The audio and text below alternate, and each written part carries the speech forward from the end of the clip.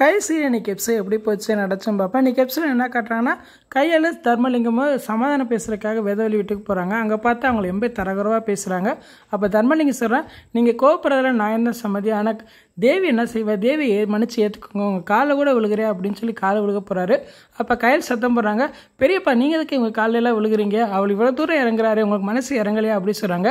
உடனே வேதவழி சொல்கிறாங்க, ஏன்டி நாடகம் நடிக்கிறியா, இந்த நாடகத்தில் நான் மயங்க மாட்டேன், என் மகனுக்கு உணர் கல்யாணம் பண்ணி வைக்க தான் போகிறேன், சீக்கிரமே டைவர்ஸ் நோட்டீஸ் அனுப்பி விடுறேன், உண்மை தான் என் வீட்டு மருமக அப்படின்னு சொல்கிறாங்க. இதை கேட்டோன்னா கையில் அதிர்ச்சியாகிறாங்க.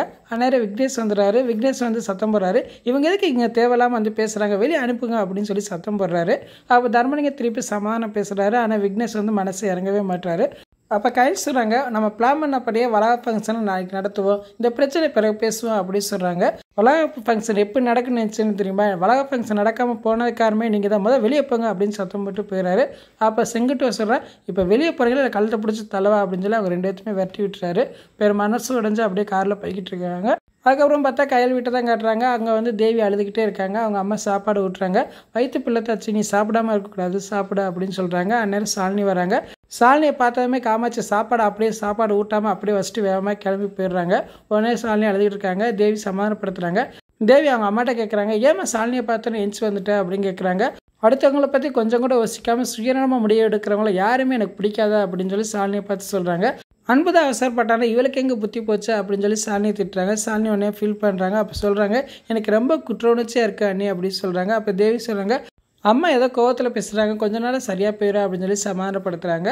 அதுக்கப்புறம் பார்த்தா திருப்பி கையில் தர்மலிங்கத்தான் காட்டுறாங்க. அவங்க வண்டியில் வந்துட்டு இருக்காங்க. சடனாக கார் நிற்கிது. ஏத்தாப்ப ஒரு கார் வருது. அந்த காரில் பார்த்தா சிவசங்கரி வந்து பெரிய பிரச்சனை பண்ணுறாங்க. ஏன்னா உன் தம்பி வச்சு வசதியான பொண்ணை வளைச்சி போட்டேங்க பிறகு உங்கள் குடும்பத்துக்கு தான் கை வந்த கலையாச்சு.